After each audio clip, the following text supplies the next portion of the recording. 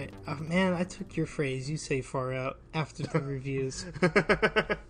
All good. We'll go ahead and move on to our last review of the day, Faith-Based. This is the second collaboration between Vincent Michal. I'm going to spell it because that's what we're doing now. Masciale. I don't know if that's going to last a week, but we'll see. And second collaboration between him and writer Luke Barnett. The last one being Fear Inc. in 2016. I believe it was a short film first. Is that what you found? Okay. So short film first, and then became a full feature in 2016. It was at Tribeca. I'd have to say that's probably the only thing from looking up Fear Inc. I'd have to say that the fact that collaboration is probably the only thing that these two movies have in common.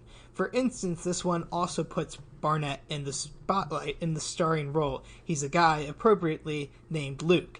And like myself, Luke can only be described as a hopeful romantic. And also, like myself, that's probably the only thing he can be, the only good thing he can be described as.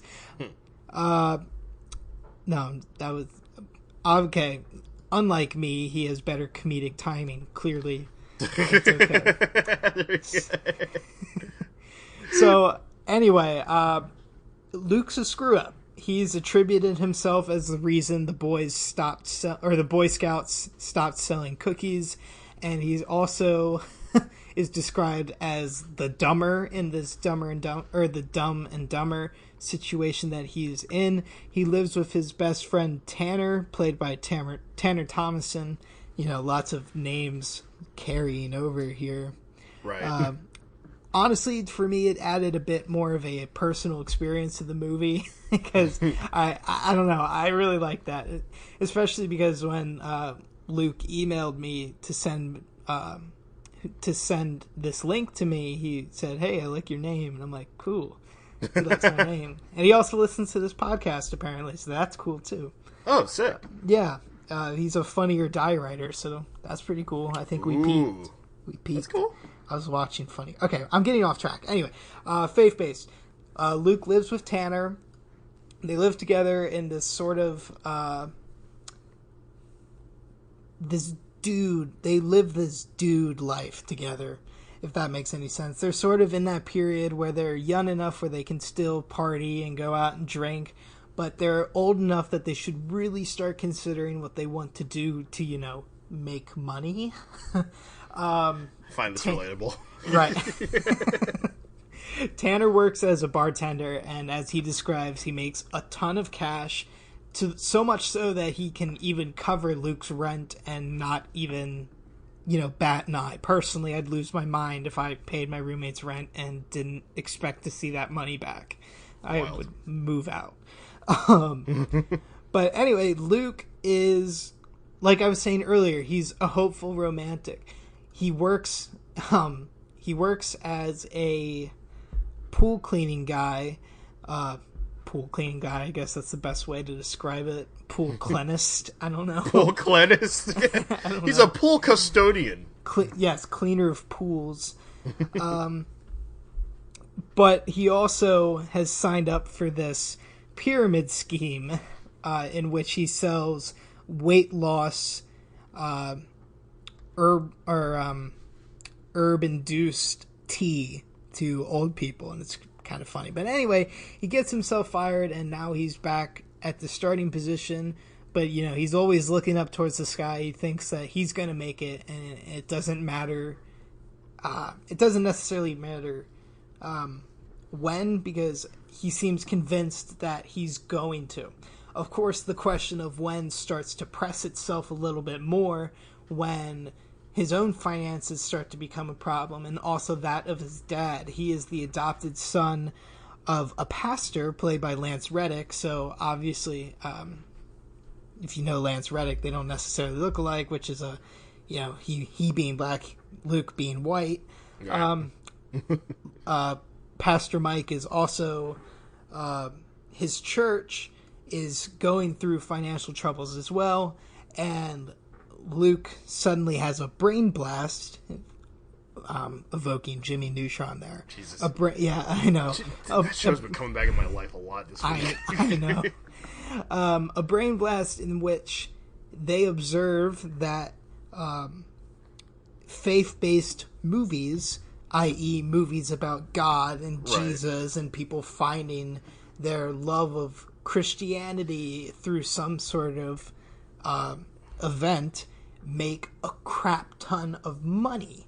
And they're like, we're going to make a faith-based movie. This movie is really funny. I'm not going to lie. I actually had a lot of fun here. It's gotten a lot of flack from Fox. Like, all it takes is... Fox, who knew? Yeah. Not only Fox, but like Breitbart News and all that, saying that, the movie is sacrilegious. And when Luke had emailed me, he was like, "Oh, that's really offensive. Our director is Christian," and like that's a great point, because like I went into this wanting to feed into I didn't want to feed into the dialogue that the movie was like sacrilegious and all of that, but I wanted to see what all the hustles or all of the debate is about, because for some reason Fox News has this tendency to be like, "Oh, this is really bad, really, really, really bad," and expect everybody to not listen, instead of realizing, oh, wait, that's actually going to make people want to see it more, i.e. The Hunt, most recently. I didn't think it was religious or insulting against religious, like, hardly at all. I think this movie points its humor more towards its characters than it does the overarching religion. It's a very centered, or a very pointed view of religion. Like I was saying earlier, Pastor Mike, Luke's dad, is part of this sort of experimental church, in the fact that, like, the sermons are largely delivered through song, lots of kumbaya moments. And that is its own beast, like, I've been to church, and like back in whatever time it was, and it wasn't like that. It's very youth based and that sort of thing. Did I paint a clear enough picture there? Do you know what I'm saying? Yeah. Okay, cool. And it's funny because this is Luke and Tanner base their production off of support from this church, but they also have a distribution company called Christflix, not a joke, literally called Christflix. Mm-hmm. Well, it probably is a joke, if we're going to be honest. Who's like, we're going to give you $200,000 if you get the movie made. So it starts to get into a guerrilla filmmaking sort of story. It looks like it's going to be a disaster piece, that sort of thing, where they're combining different elements of their lives, i.e. the church group, which has now emerged as the church group of supporters has now emerged once they pitch the movie to them and try to get funding for it. But then they're also combining that with the bar life that they have. So there's a very interesting group of characters. There's an adorable old man. I believe his name is Herman. I didn't write his name down. I think it's Herman. He's adorable. It's just like, he's a lot of fun to play with, or not play with. You don't play with him, but he's a lot of fun to watch.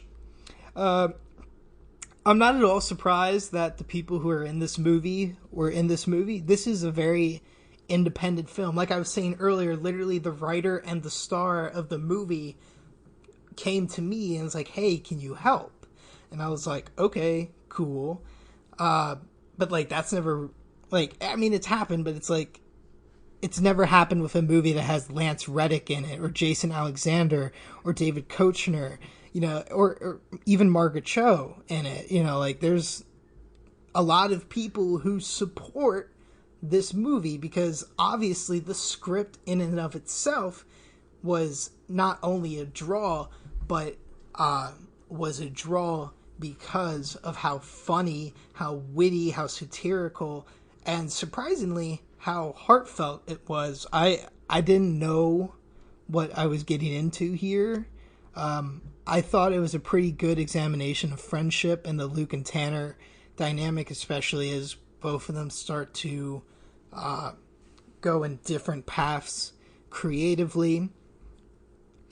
Like I said, I only saw this morning, unfortunately, and my screener was a bit messed up to begin with. So I would have really liked to have watched this again to get a more well-rounded opinion on it.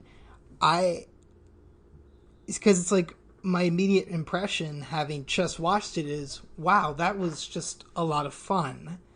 And like, I don't really know what else to, okay. It's hard for me to come to another different conclusion than I really had a lot of fun watching this. And, obviously when you're watching a movie, sometimes that's all the review has to be. I like this. Right. That being said, there were some things that were weird. It had this sort of Office-like vibe to it, in that the characters would do interviews, like fourth wall breaking interviews where they were talking directly into the camera, like to the side of whatever was going on. This wasn't necessarily a bad thing. There were a lot of funny jokes in there, like a lot of them. I didn't really understand the purpose of it, though, because, like, with The Office, you at least had the impression that, like, they were making a documentary, about the, they were initially just making a documentary about, like, whatever, they were, like, some paper company, right? But you don't really have any explanation as to why this documentary crew is focusing on this group of people, other than the fact that they're just a lot of fun to be around. And that's sort of the impression I got with the movie. I liked it a lot. As to the debate about it being sacrilegious or incredibly offensive, I would not say that at all. The only people that it offends are its own characters. And, like, that's what a comedy should do. I had no problem with it. I'm going to go ahead and give this 3.5 out of 5 stars.